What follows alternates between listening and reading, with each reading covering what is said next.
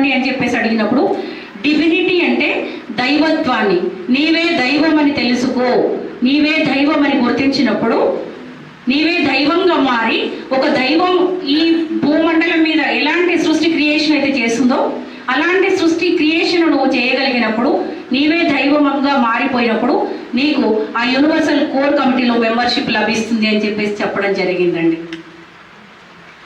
ఆ తర్వాత వచ్చేసి మామూలుగా నేను 10th క్లాస్లో ఉన్నప్పుడు డిఎన్ఏ అనేటువంటి ఒక పదాన్ని వినడం జరిగిందండి. నేను సాధనలో కూర్చున్నప్పుడు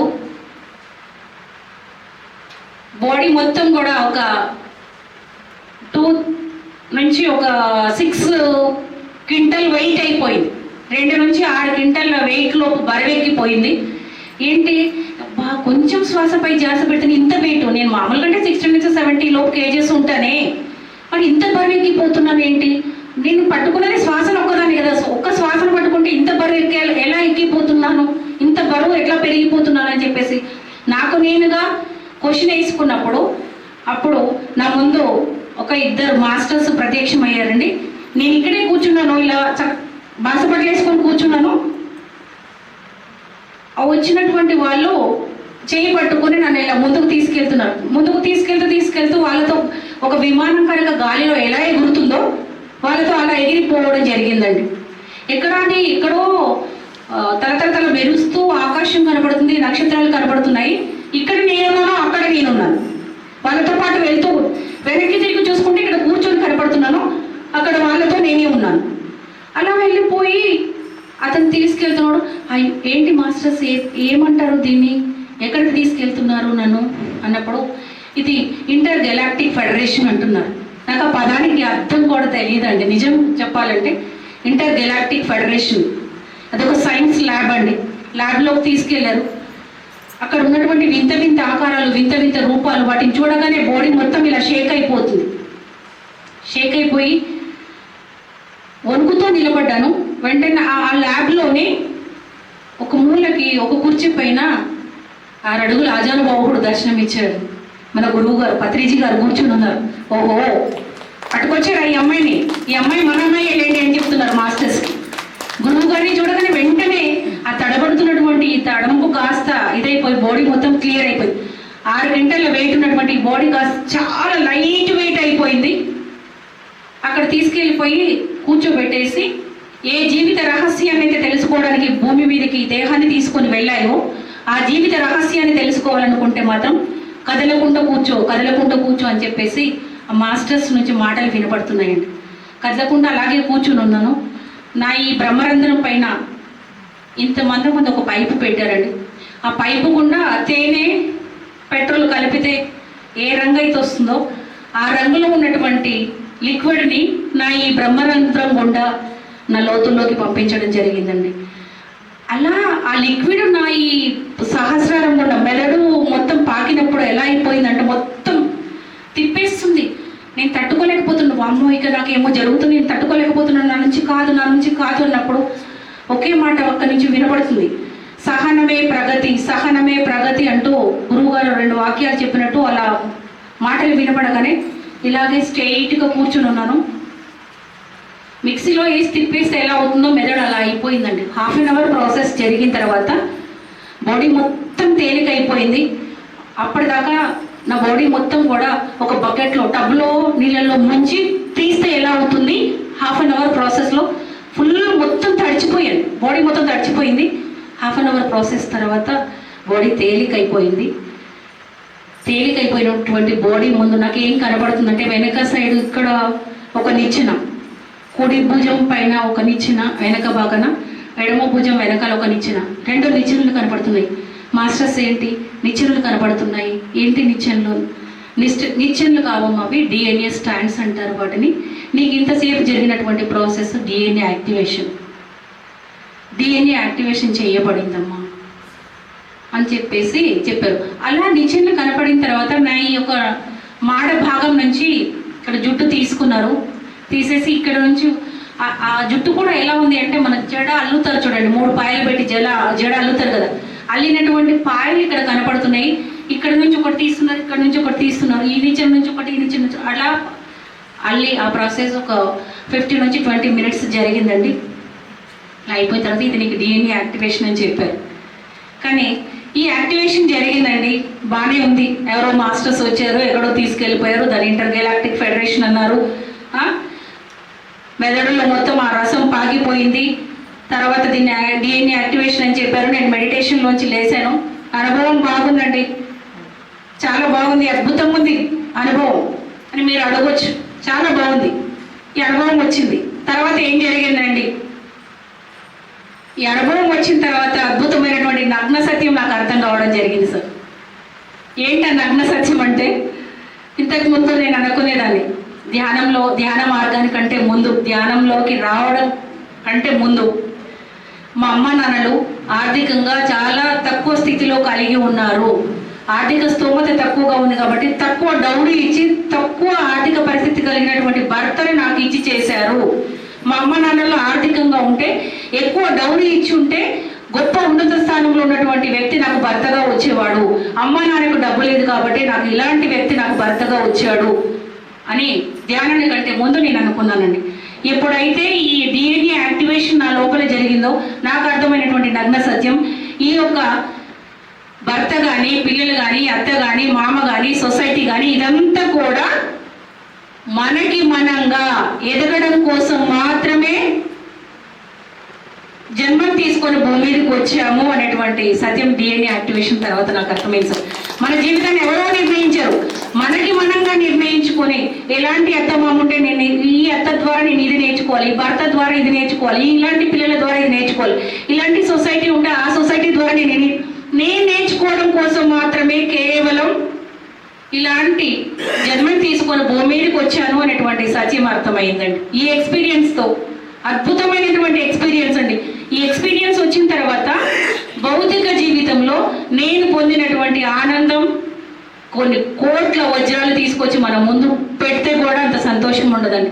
అంతటి అద్భుతమైనటువంటి సంతోషకరమైన జీవితాన్ని నేను అనుభవించడానికి, అనగ్న సత్యాన్ని తెలుసుకోవడానికి అవకాశం, అద్భుతమైనటువంటి శ్వాస విద్యను మనందరికీ తెలియజేసినటువంటి గురువు గారికి హృదయపూర్వకంగా ధన్యవాదాలు తెలుపుకుంటున్నానండి. ఈ సందర్భంగా వారికి మనమంతా కూడా చేతులెత్తి గట్టిగా కరతాల ధ్వనులతో మనందరికీ కూడా ఏ పర్పస్ పైనైతే ఈ జీవితాన్ని జీవించడానికి భూమి మీదకి వచ్చామో ఆ పర్పస్ మా అందరికీ తెలియజేయబడాలి అనేటువంటి ఆత్మవిశ్వాసంతో సాధన చేద్దామండి. Thank you masters. ధ్యానంలో కూర్చుందామండి కాసేపు. చేతుల్లో చేతులు పెట్టండి.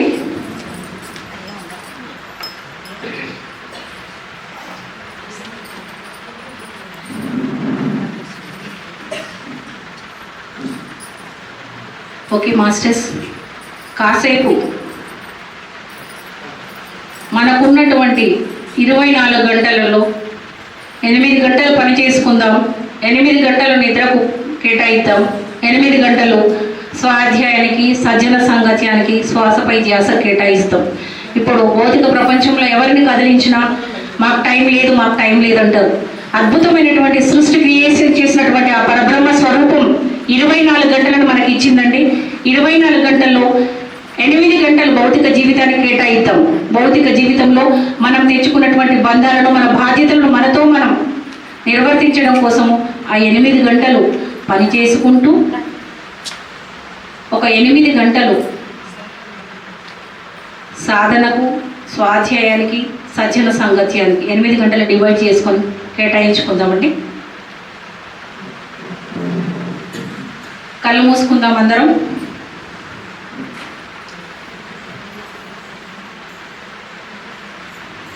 ఒక గంట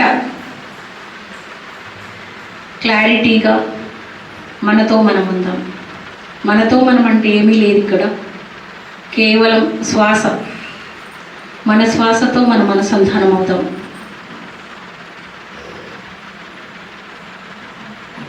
ఈ గంట నా కోసం నేను, నాతో నేను మమేకమవ్వడానికి మాత్రమే కేటాయించుకుంటాను.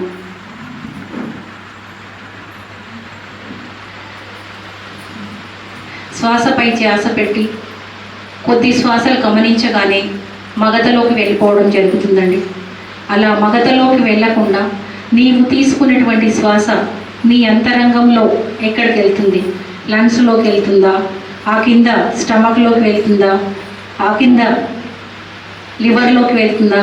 ఆ కింద ఇలా మనము సహస్రార నుంచి ఆజ్ఞాచక్రం నుంచి కింద వరకు మూలాధార వరకు ఆ యొక్క తీసుకునేటువంటి శ్వాసను గమనించాలండి.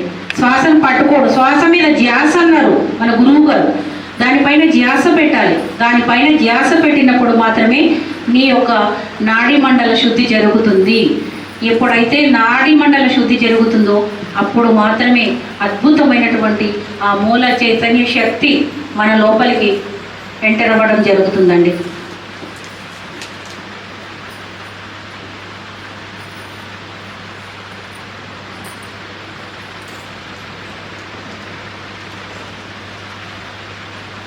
ఈ యొక్క గంట టైము మీతో మీరు ప్రయాణం చేస్తూ అద్భుతమైనటువంటి ఆ దివ్యాత్మ స్వరూపాన్ని పట్టుకొని పరమాత్మతో అనుసంధానం అవుతాం మాస్టర్స్.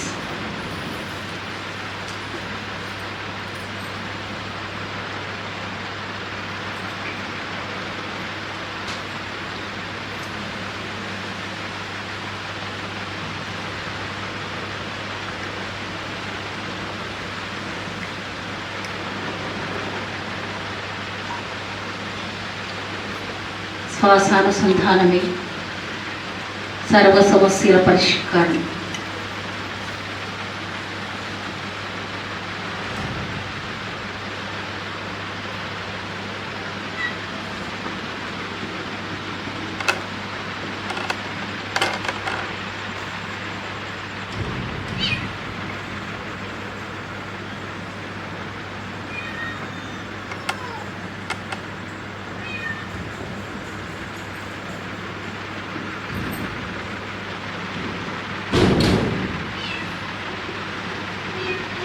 ఈ యొక్క ప్రాంగణంలో అడుగు పెట్టారు అంటేనే మీరంతా కూడా దివ్యాత్మ స్వరూపులు కనుకనే ఈ ప్రాంగణంలో అడుగు పెట్టడం జరిగింది మాస్టర్స్. మనమంతా కూడా సామాన్యులం కాదు.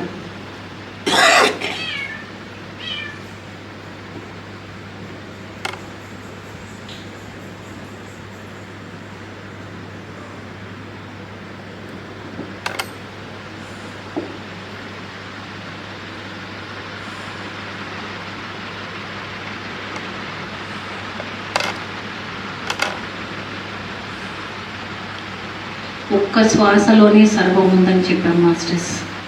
ఒక్క శ్వాసను పట్టుకుంటే నీవు జీవించే భౌతిక జీవితం, కళ్ళు మూసి జీవించే అంతరంగిక జీవితం అద్భుతమైన రిజల్ట్ను సాధించడానికి ఆ శ్వాసను పట్టుకుని ఎరకతో ప్రయాణం చేయాలి మాస్టర్స్. ఎరక లేని ప్రయాణం నీరు లేని ఎడారు వంటిది.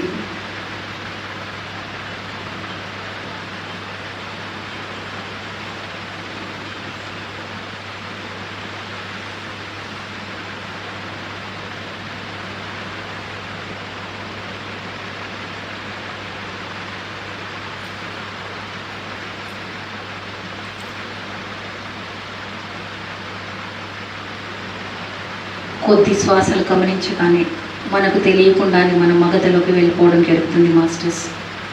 ఆ మగత నుంచి బయటపడండి. మీరు ఎంతసేపు అయితే శ్వాసను పట్టుకుంటారో అంతసేపు మీతో వేరుండండి.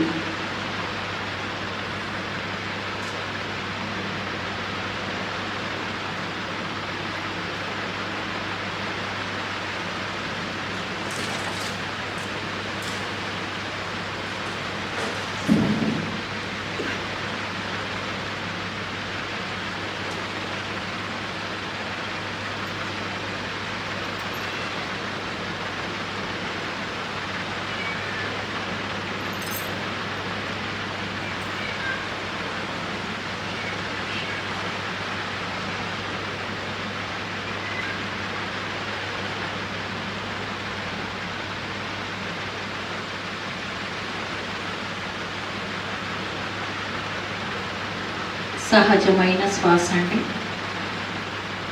శరీరానికి ఎలాంటి శ్రమనివ్వాల్సిన అవసరం లేదు. మీ యొక్క శరీరాన్ని స్థిర సుఖాసనంలో కూర్చోబెట్టండి. స్థిర సుఖాసనం అంటే శరీరానికి ఎలాంటి ఇబ్బంది లేకుండా స్థిరంగా, శరీరానికి ఇబ్బంది కల్పించినప్పుడు శ్వాసను గమనించడం కష్టమవుతుంది. స్థిర సుఖాసనంలో కూర్చోండి.